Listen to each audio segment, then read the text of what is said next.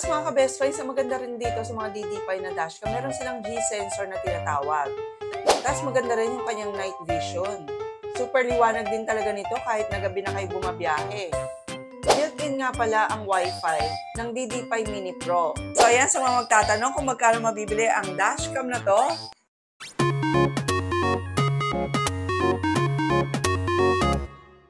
Hello there mga ka-best finds! Needless to say mga ka-best finds, alam naman natin kung ano yung importance ng isang reliable na dashcam sa ating mga sasakyan. Especially in events of accident, o kaya yung mga nahuhuli ka ng mga traffic enforcer, mahalaga talaga na meron kang proof as supporting evidence. Kaya naman ang dami sa atin yung naghahanap ng affordable na dashcam, pero maganda yung quality. Kaya ngayon mga ka-best friends, meron akong i-recommend sa inyo na magandang dashcam at very affordable din. Ito yung DD5 Mini Pro. Bago ko ipakita sa inyo yung features ng dashcam na to, sa mga hindi pa po natin subscriber dyan, please don't forget to subscribe and hit the notification bell para lagi po kayo updated pag may mga bago tayong videos. Alam niyo mga ka-best finds, isa talaga tong brand na to, si DD5, sa mga pinagkakatiwalaan tong dashcam. Kasi kumbaga, tried and tested na namin to. Kasi very user-friendly yung mga dashcam nila. Madali silang i-install, very easy access, madali yung monitoring sa inyong mga cellphone. At in fairness, matagal na naming gamit yung aming DD5 na dashcam sa sasakyan and no issues encountered. So kung matatandaan nyo, ni-review natin yung DD5 Mini before. Yon ay 1080p or 2 megapixel ang camera niya. Pero eto, mas pinalupit na nila itong Mini Pro nila. Dahil ito ay 1296p na. Ibig sabihin, 3 megapixel na ang kanyang camera. So mas malinaw, mas crisp ang image, at full HD rin siya. So marami pa silang ibang selection ng dashcams. Actually, isi-share ko yung link nila sa ating description box. Kanilang official store kung saan nyo ito pwedeng mabili. At syempre, pag bumili kayo ng dashcam na to, I suggest na bumili na rin kayo ng SD card para maggamit nyo na kagad siya upon installation. Pag binili nyo nga pala to, ito yung mga laman niya. Of course, meron siyang manual. Di ba? Tapos maganda yung box ng DD5, oh. Very durable yung kanyang box. Kaya nga sabi sa inyo, kahit online nyo siya binibili, nakakasigurado kayo na maganda yung kanilang packaging at safe na darating sa inyo yung mga dashcam. Ilang beses na rin naman kami nag-purchase dun sa kanilang store. Ayan. Tapos ito yung kanilang plastic. Ito yung ilalagay nyo sa inyong sasakyan. Diyan nyo i-install yung inyong camera. Ayan, ilalapat nyo lang dyan.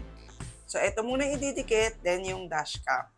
Ito yung kanyang manual. Ayan, in English naman yan. Tapos mga ka-best finds, yung QR code na yan, so, pwede nyo tong i-scan, or actually, pwede naman kayong mag-download sa Google Play Store or sa App Store. Ang app ni DD5, ayan, DD5 app. Kasi doon nyo pwedeng ma-access yung inyong dashcam. Even yung mga footages nyo before, yung mga recordings, pwede nyo i-download na straight sa inyong mga cellphones. Ito yung ating pinaka-dashcam. Ayan. Ito yung maganda sa DD5 Mini Pro. Tingnan nyo kung gano'n lang siya kaliit. Ayan. Tapos narorotate nyo yan. Ayan. Pwede siya nakaharap sa loob or pwede rin siya nakaharap sa labas. Itong pinaka-dashcam niya, ayan, yan yung kanyang pandikit. Sobrang madikit to ka-best finds. Kaya mga nag-worry na baka malaglag yung kanilang mga dashcam pag lumulubak, wag po kayo mag-alala. Hindi po. Tapos ayan yung kanyang speaker. Yan yung lalagyan ng kanyang SD card. So, eto, ilalagay nyo yan dyan. At napakadali lang nitong install. Huwag kayong mag-alala. Kahit mga girls, kayang-kaya nyo mag-install nito sa inyong mga sasakyan. Kasi nga plug and play lang siya. Tapos, eto naman yung kanyang microphone for audio recording. Ayan, ang binili ko ay 32 gig lang. Huwag kayong mag-alala sa memory nito dahil itong dashcam naman na to ay may loop recording function na ang ibig sabihin, once na napuno itong SD card nyo, ay binubura naman niya para mag-giveaway dun sa mga new videos. Gusto nyo i-save na clips o kaya nagta-travel kayo, gusto nyo gamitin sa vlog nyo, pwede nyo nang i-save yun straight to your cellphones using their app. So, ito naman yung kanyang cable. Ayan, mahaba na rin yan. Tapos ito naman yung kanyang cigarette charger.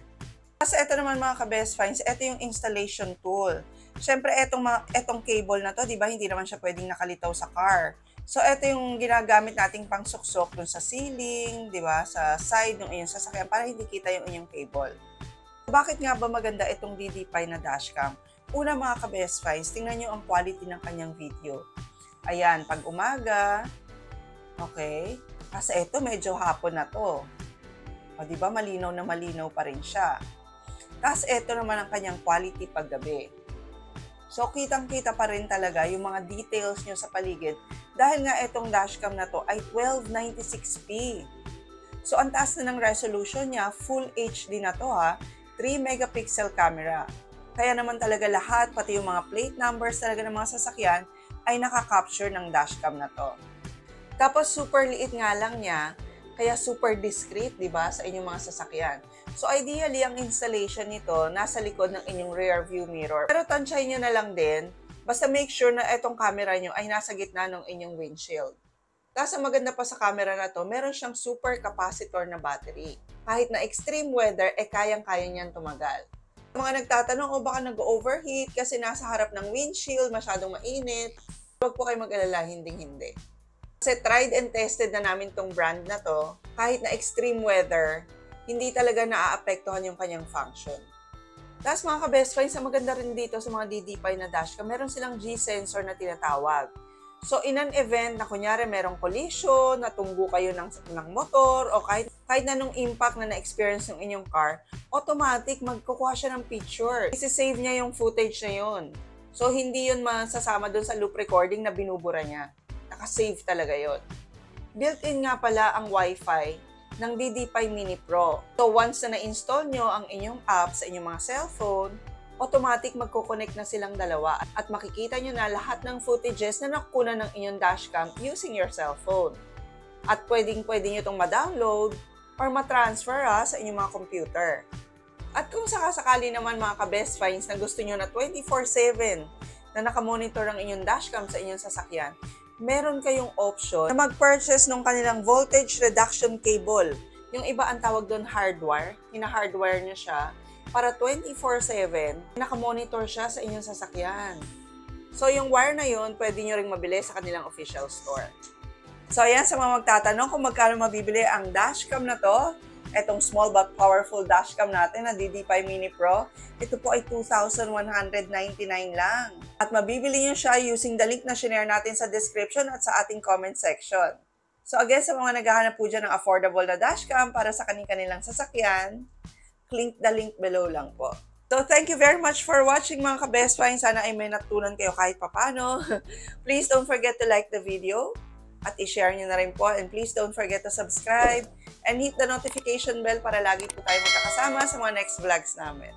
And we'll see you again next week, ka-best finds. God bless!